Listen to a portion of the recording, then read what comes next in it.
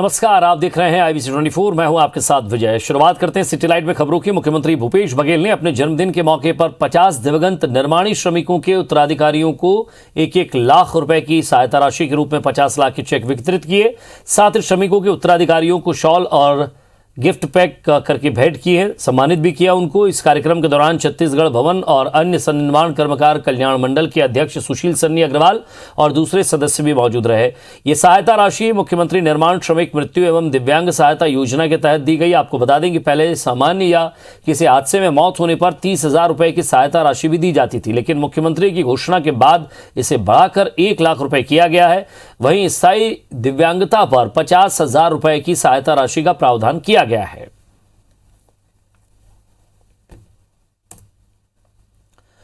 छत्तीसगढ़ के मुख्यमंत्री भूपेश बघेल के जन्मदिन पर नगर निगम के सभापति प्रमोद दुबे ने अनोखा आयोजन किया। सभापति प्रमोद दुबे ने ऐसे 25 लोगों का सम्मान किया जिनका नाम भूपेश है और वो अपने अपने क्षेत्र में उत्कृष्ट कार्य कर रहे हैं। इसके साथ बाकायदा प्रविष्टियां भी उनकी मंगाई गई थी। इसमें बैंक अधिकारी, किसान, मीडियाकर्मी और कई क्षेत्र के लोग शामिल हैं। उन्हें सम्मान पत्र के साथ सभी 25 लोगों ने सभापति प्रमोद दुबे, शहर जिला कांग्रेस अध्यक्ष गिरीश दुबे, मीडिया प्रमुख शैलेश नितिन त्रिवेदी के साथ शपथ ली कि वो मुख्यमंत्री बघेल की तरह छत्तीसगढ़ के विकास के लिए काम करेंगे, छत्तीसगढ़ी संस्कृति का संवर्धन और संरक्षण करेंगे और सरकार की जन कल्याणकारी योजनाओं को अंतिम व्यक्ति तक पहुंचाने में सहयोग देंगे। बिलासपुर में सिम्स प्रबंधन और कर्मचारियों के बीच गतिरोध बढ़ गया है। वेतन वृद्धि की मांग को लेकर तृतीय और चतुर्थ वर्ग के 316 कर्मचारी अनिश्चितकालीन हड़ताल कर रहे हैं। दरअसल वर्ष 2013 और 14 में सिम्स में तृतीय और चतुर्थ वर्ग के 300 से ज्यादा नियमित कर्मचारियों की भर्ती हुई है, लेकिन 7 साल से अपनी सेवा देने के बाद भी अब तक उन्हें वार्षिक वेतन वृद्धि का लाभ नहीं मिल रहा है और न ही उनकी सुनवाई हो रही है। हड़ताल पर जाने के बाद ये हालात हैं कि कर्मचारियों के अभाव में रूटीन ऑपरेशन थिएटर को बंद करना पड़ा है। लैब टेक्नीशियन समेत अन्य काम भी कर्मचारियों के अभाव में प्रभावित हो रहे हैं। सिम्स प्रबंधन का कहना है कि स्थिति को लेकर शासन को अवगत करा दिया गया है। आजाद चौक थाना क्षेत्र में 7 आरोपियों ने धर्मेंद्र नेलमरकर नामक युवक को दौड़ा कर चाकू मारने के बाद अधमरा कर दिया है। इस मामले में शिकायत के बाद पुलिस ने 7 आरोपियों को गिरफ्तार किया और कोर्ट ने आदेश के बाद आरोपियों को जेल भेज दिया है। वहीं फुन्नर चौक में रविवार रात चाकूबाजी करने वाले अभी भी फरार हैं।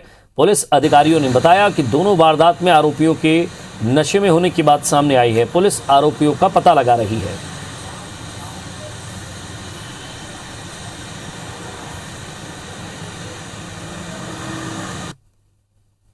तो अज्ञात है, सभी आरोपियों की पहचान कर ली गई है और सभी 7 आरोपियों गिरफ्तार कर लिए गए हैं और न्यायिक परीक्षा में सभी को भेज दिया गया है।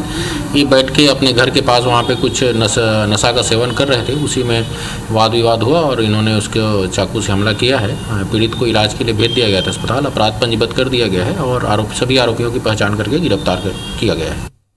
और अफगानिस्तान के पंजशीर पर कब्जे का सपना देख रहे तालिबान को बड़ा झटका लगा है।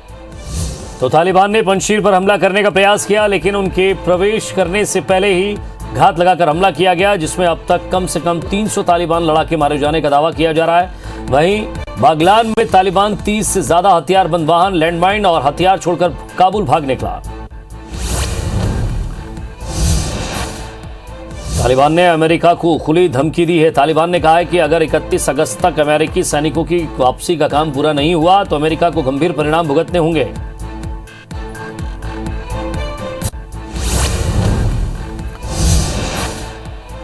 अक्टूबर तक कोरोना की तीसरी लहर की आशंका जताई जा रही है। राष्ट्रीय आपदा संस्थान के तहत गठित एक्सपर्ट पैनल ने तीसरी लहर की चेतावनी दी है। बताया जा रहा है कि तीसरी लहर अक्टूबर के आसपास पीक पर पहुंच सकती है। कमेटी ने इस दौरान बच्चों के लिए बेहतर मेडिकल तैयारी की जरूरत पर जोर दिया है। चिटफंड कंपनी चलाकर लाखों की ठगी करने वाले आरोपी को तरलोचन सिंह को पुलिस ने महासमुंद से गिरफ्तार किया है। आरोपी चिटफंड कंपनी का डायरेक्टर था, जिसने दूसरे मैनेजिंग डायरेक्टरों के साथ मिलकर छत्तीसगढ़ समेत देश के कई राज्यों में सैकड़ों करोड़ रुपए की ठगी की, जिसके खिलाफ राजधानी रायपुर सहित कई थानों में FIR दर्ज की गई है। वहीं पूर्व में कंपनी के मैनेजिंग डायरेक्टर आरोपी सुखदेव सिंह को पंजाब जेल से वारंट में गिरफ्तार कर रायपुर लाया गया था। इस मामले में पुलिस और दूसरे आरोपियों की तलाश कर रही है।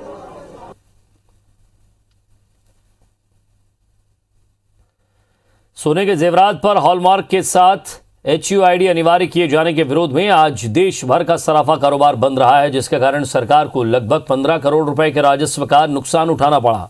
दरअसल सराफा के कारोबार में पारदर्शिता लाने के लिए केंद्र सरकार ने हॉलमार्किंग के साथ साथ HUID को लागू कर दिया है, जिसका सराफा कारोबारियों ने विरोध किया। HUID के तहत हर आभूषण पर एक यूनिक नंबर दिया जा रहा है, जिसमें वजन भी उल्लेखित है। HUID होने के बाद आभूषण में छेड़छाड़ संभव नहीं है। कारोबारियों का कहना है कि सरकार को हॉलमार्किंग सेंटर भी बढ़ाने होंगे। फिलहाल हॉलमार्किंग में कम से कम 1 हफ्ते का समय लग रहा है, जिसके कारण व्यापारियों को नुकसान हो रहा है। चैम्बर ऑफ कॉमर्स ने भी सराफा कारोबारियों की इस मांग का समर्थन करते हुए केंद्र सरकार को पत्र लिखने की बात कही है।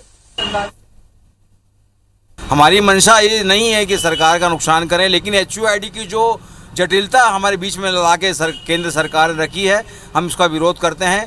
हॉलमार्क का हम स्वागत करते हैं, लेकिन HUID का हमारा पूरा विरोध है। आम पब्लिक को इसमें कोई नुकसान नहीं है, आम पब्लिक को नुकसान नहीं, नुकसान व्यापारी को बहुत ज़्यादा है। आम व्यापारी उसको पालन नहीं कर सकता, इतनी लेंदी प्रोसीजर है, इतना जटिल प्रक्रिया है। तो हमने तो इसलिए मांग भी की ना भाई, HUID या तो हटा दिए सरकार, या फिर इसके व्यापारियों के साथ बैठकर इसकी जो जटिल या जो हमारी समस्याएं हैं उसको सुनकर समाधान करें। इनकी जो बातें हैं वो हम केंद्र सरकार तक एक ज्ञापन के तौर पे भी भेज रहे हैं, जिससे कि वहाँ की केंद्र सरकार को ये संज्ञा मिले कि खाली सराफा ही नहीं, सारा ट्रेड इनके साथ है, ये अकेले नहीं है इस आंदोलन में।